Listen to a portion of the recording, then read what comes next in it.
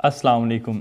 मेरा नाम तलहा इकबाल है and I am MBBS student at king Edward medical university. इस वीडियो में हम डिस्कस करेंगे फ़िज़िक्स को कि फ़िज़िक्स की प्रेपरेशन कैसे की जाए, उसकी प्रैक्टिस कैसे की जाए और एट द एंड उसकी फिर रिवीजन कैसे की जाए। फ़िज़िक्स को हम डिवाइड कर लेते हैं दो पार्ट्स में। एक है उसका थ्योरी वाला पार्ट और एक है उसका फार्मूलाए और उसकी एप्लीकेशंस वाला पार्ट। जो थ्योरी वाला पार्ट है उसको हम FSC की तरह क्रैम नहीं करते।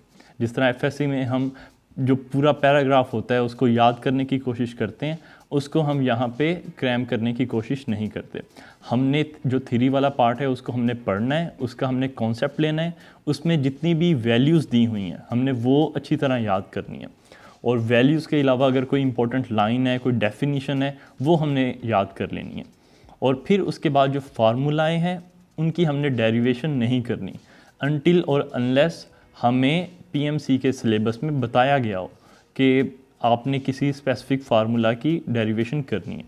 जिस तरह लास्ट ईयर जो प्रेशर ऑफ द गैस है इन द 11th चैप्टर उसकी डेरिवेशन दी गई थी, तो सिर्फ उसी की डेरिवेशन करनी थी, बाकी किसी भी फार्मूला की डेरिवेशन नहीं करनी थी। एक और इम्पॉर्टेंट बात कि आप जो PMC का सिलेबस है MD कैट का, उसको अपने पास एक प्रिंटेड फॉर्म में रख लें। उसको बार बार आपको फ़ोन खोलने की ज़रूरत ना पड़े। जब भी आपको सिलेबस देखना हो आप उसका प्रिंट निकलवा लें और उसको अपने पास रख लें। और एक ही मरतबा अगर कोई चैप्टर करना है तो उसको हाइलाइटर से उसके जो टॉपिक्स PMC के सिलेबस में हैं उसको आप हाईलाइट कर लें।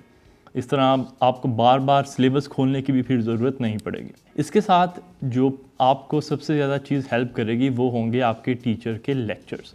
टीचर के लेक्चर्स आपको एक फार्मूला की 3-4 मज़ीद उसके फार्मूलाए निकाल के दिखाएंगे टीचर्स आपके, तो आपने उनको अच्छी तरह नोट करना है। लेकिन टीचर के लेक्चर लेने से पहले आपने लाजमी तौर पे एक मरतबा ख़ुद रीडिंग देनी है। मतलब फॉर एग्ज़ाम्पल कल को किसी चैप्टर का लेक्चर है ना टीचर का, तो आपने उस लेक्चर से पहले एक दिन पहले आपने उस पूरे चैप्टर को एक मरतबा ख़ुद रीड कर लेना है। आपको जिस चीज़ की समझ ना आती हो आपने उसको अंडरलाइन कर लेना है ताकि आप कल को टीचर से उस चीज़ के बारे में पूछ सकें। आपने फिर लेक्चर अटेंड करना है, आपने कोशिश करनी है कि आप अपने सारे के सारे कॉन्सेप्ट्स को क्लियर कर लें। अगर किसी चीज़ की फिर समझ नहीं आती तो आप फिर वो टीचर से कंसल्ट कर लें। फिर जब आप वापस घर आएंगे तो आपने A to Z चैप्टर मुकम्मल तैयार करना है। मुकम्मल तैयार करने के बाद फिर आपने प्रैक्टिस बुक से उसकी प्रैक्टिस करनी है।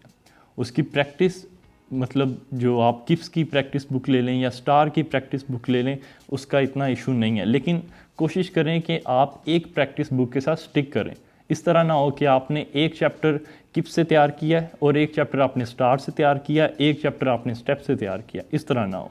कोशिश करें कि एक सीरीज़ रख लें और उसी पे ही अपनी सारी प्रैक्टिस करते रहें। एक प्रैक्टिस बुक ले लें, उसी पे ही अपनी प्रैक्टिस करते रहें, ठीक है। और उस प्रैक्टिस के दौरान आपने जो 50, 60 या 100 MCQs एक चैप्टर के प्रैक्टिस किए हैं उनमें जो गलत MCQ होंगे उसको आपने प्रैक्टिस बुक से ट्रांसफ़र कर लेना है स्टिकी नोट के थ्रू अपनी बुक पे, ताकि आपको जब आप नेक्स्ट टाइम रिवीजन करें आपको दोबारा उस प्रैक्टिस बुक को खोलने की ज़रूरत ना पड़े, आपको सिर्फ अपनी टेक्स्ट बुक खोलने की ज़रूरत पड़े। नेक्स्ट डे आपने क्लास में टेस्ट देना है। उस क्लास टेस्ट में भी आपके जितने MCQs गलत होते हैं उनको आपने वैसे नहीं छोड़ देना, उनको आपने स्टिकी नोट्स के थ्रू बुक पे ट्रांसफ़र कर लेना है। जिस टॉपिक से वो गलत हुए हैं उस टॉपिक पे उनको ट्रांसफ़र कर लेना है, ताकि इस तरह हो कि अगर आपका MCQ एक मरतबा गलत हो गया है वो फिर दोबारा कभी गलत ना हो। एक MCQ एक मरतबा गलत होने की गुंजाइश है, वो अगर दोबारा फिर किसी और टेस्ट में आता है तो फिर वो गलत ना हो। और उसके बाद अगर फिर भी कोई आपको कन्फ्यूजन रहती है तो फिर आप अपने टीचर से कंसल्ट कर लें, टीचर आपको एक्सप्लेन कर देंगे जो भी आपकी कन्फ्यूजन होगी। फ़िज़िक्स में एक और चीज़ बहुत इंपॉर्टेंट होती है और वो है फार्मूलाए की एप्लीकेशन, कि एक MCQ आया है तो उसमें कौन सा फार्मूला लगना है। और ये आपको तभी क्लियर होगा जब आपने काफ़ी ज़्यादा प्रैक्टिस की होगी, तभी आपको MCQ पढ़ते साथ ही क्लिक हो जाएगा कि यहाँ पे कौन सा फार्मूला लगना है। फ़िज़िक्स की रिवीजन कैसे की जाए? फ़िज़िक्स की रिवीजन जब आप प्रेपरेशन कर रहे हो तो आपने साथ साथ शॉर्ट लिस्टिंग करते जाना है। शॉर्ट लिस्टिंग का मतलब ये है कि आपने एक चैप्टर जो 20 पेजेस का है उसको आपने एक पेज पे ले आना है, ताकि जब MD कैट के दिन करीब आएँ तो आपके लिए रिवीजन करना आसान हो। वो इतना मुश्किल ना हो कि आपने एक पॉइंट ढूंढना है तो आप फिर वो पूरी बुक खोलते फिरें। पूरी बुक नहीं खोलनी, आपने वो ब्लैंक शीट्स ले लेनी है जिन पे लाइंस नहीं लगी हुई, तो फिर आपने उन पे उस एक चैप्टर को एक पेज पे कंप्रेस करने की कोशिश करनी है। इसका फ़ायदा ये होगा कि आप एक चैप्टर को 5-10 मिनट में रिवाइज़ कर सकेंगे। आखिरी दिनों में ये चीज़ आपके लिए बड़ी हेल्पफुल होगी। जो लास्ट ईयर मेरी शॉर्ट लिस्टिंग थी वो आपको इस वीडियो की डिस्क्रिप्शन में मिल जाएगी, आप वो देख लीजिएगा। और इसके साथ साथ फ़िज़िक्स की कुछ वेबसाइट्स हैं जो कि आपकी हेल्प करेंगी। मतलब अगर आपको कोई MCQ नहीं आता, आपने प्रैक्टिस कर रहे हैं, आपके पास टीचर भी अवेलेबल नहीं है, तो आपको वो वेबसाइट्स हेल्प करेंगी। उनमें सबसे इम्पोर्टेंट है डाउट नट। ये एक इंडियन वेबसाइट है, इस पे ऑलमोस्ट आपको हर MCQ का आंसर मिल जाएगा विद वीडियो एक्सप्लेनेशन, इसलिए ये समझाने के मामले में ये वेबसाइट बड़ी अच्छी है।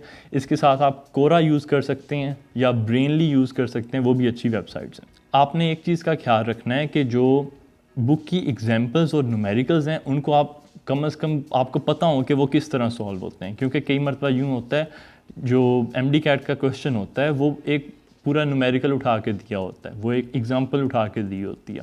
तो आप उन न्यूमेरिकल्स को और एग्जांपल्स को एक मरतबा सॉल्व लाजमी कर लीजिएगा, या कम से कम पता हो कि वो किस तरह सॉल्व होते हैं। और की यही है फ़िज़िक्स में एस करने की कि आप ज़्यादा से ज़्यादा MCQ सॉल्व करें, और एक MCQ अगर आपका गलत हो जाता है उसको दोबारा गलत नहीं होने देना, ये सबसे इम्पोर्टेंट चीज़ है। और कोई भी चीज़ एक्स्ट्रा जो सर बताते हैं या आपको कहीं से मिलती है उसको आप अपनी जो टेक्स्ट बुक है आप वहाँ पे नोट कर लें, क्योंकि अगर आप सिर्फ लेक्चर सुनेंगे ना, अगर आप नोट नहीं करेंगे तो उसका कोई फ़ायदा नहीं है। आप लेक्चर सुनते हैं, वो 2 घंटे बाद बंदे को भूला होता है। अगर आप लेक्चर सुनते हुए नोट कर लेते हैं तो फिर वो आपको याद रहेगा। फिर आप उसको मतलब जब लेक्चर हो रहा हो तो आप उसको रफ में नोट कर लें, और फिर बाद में वापस घर आएँ तो फिर उसको आप बुक पे ट्रांसफ़र कर लें। और फिज़िक्स में आपकी जो मैथ्स है उसको आप अपना थोड़ा स्ट्रॉन्ग करें, आपको आपकी जो कैलकुलेशंस हैं उनको आप थोड़ा क्विक करें, अपने रिफ्लेक्सेस बनाएं। रिफ्लेक्सेस इसी तरह बनेंगे जब आप ज़्यादा से ज़्यादा प्रैक्टिस करेंगे, जब आप ज़्यादा से ज़्यादा चीज़ें सॉल्व करेंगे, तभी आपके रिफ्लेक्सेस बनेंगे। और आप जो टेबल्स हैं वो आप 15 तक वैसे मेमोराइज़ कर लें। आप जो यूनिट्स हैं सारी क्वान्टिटीज़ के, आप उनको भी मेमोराइज़ कर लें, क्योंकि MD कैट में बाज़ औक़ात वो भी पूछ लिए जाते हैं। और इसके साथ साथ जो वैसे वैल्यूज़ होती हैं जिस तरह बोल्ट्ज़मैन कांस्टेंट है या जितने भी कांस्टेंट्स हैं, आप उनको भी मेमोराइज़ कर लें। और इसके साथ फ़िज़िक्स की पास्ट पेपर्स की प्रैक्टिस लाजमी करिएगा। पास्ट पेपर्स की प्रैक्टिस करने के लिए वीडियो के डिस्क्रिप्शन में आपको एक बुक का लिंक मिल जाएगा। उस बुक में पिछले 15-20 साल के जितने भी पास्ट पेपर्स हैं MD कैट के या नम्स के, उन सब के MCQs टॉपिक वाइज उन्होंने इकट्ठे किए हुए हैं। तो इस तरह आपको हर एक टॉपिक की प्रैक्टिस करने में बड़ी आसानी होगी। फ़िज़िक्स के लिए आपको फेडरल की बुक्स पढ़ने की बिल्कुल ज़रूरत नहीं है। आप अपने टेक्स्ट बुक के साथ स्टिक करें, और उसके साथ जो आपके टीचर्स के लेक्चर्स हैं उनके साथ स्टिक करें। सिर्फ आपको फेडरल की बुक पढ़ने की बिल्कुल ज़रूरत नहीं है। आपके पास पहले इस मरतबा टाइम कम है, और अगर आप फेडरल की बुक्स के चक्करों में पड़ जाएंगे तो आपसे जो अपने बोर्ड की बुक्स हैं वो भी नहीं तैयार होंगी। अगर आप पंजाब से हैं तो पंजाब की बुक्स पढ़ें, अगर आप सिंध से हैं तो सिंध की बुक पढ़ें। मतलब आपको फेडरल की बुक्स पढ़ने की ज़रूरत नहीं है। बस अपने जो टीचर्स के लेक्चर्स हैं उनको अच्छी तरह नोट किया करें और उनको फिर बुक पे ट्रांसफ़र कर दिया करें। और इसके साथ आप यूँ कर सकते हैं कि आप एक व्हाट्सएप ग्रुप बना लें अपने फ्रेंड्स का, जिसमें आपके 3 या 4 फ्रेंड्स हों जो कि पढ़ने वाले हों। तो जिस चीज़ की आपको समझ ना आए आप उस व्हाट्सएप ग्रुप में शेयर कर दें, वो आपको बता देंगे इंशाल्लाह। और जिस चीज़ की उनको समझ ना आए वो व्हाट्सएप ग्रुप में शेयर कर दें तो आप उनको बता दें। इस तरह जब वो कोई चीज़ पूछेंगे ना तब भी आपके कॉन्सेप्ट्स क्लियर होंगे। जब आप किसी को कोई चीज़ समझाएंगे तब भी आपके कॉन्सेप्ट्स क्लियर होंगे। आई थिंक फ़िज़िक्स की गाइडेंस बस यही है। अगर आपको मज़ीद कोई क्वेश्चन हो तो आप कमेंट सेक्शन में ज़रूर पूछें, मैं रिप्लाई कर दूँगा। और मिलते हैं फिर अगली वीडियो में जिसमें एक न्यू सब्जेक्ट की गाइडेंस आपको इंशाल्लाह मिलेगी। तब तक के लिए अपना ख्याल रखें। अल्लाह हाफ़िज़।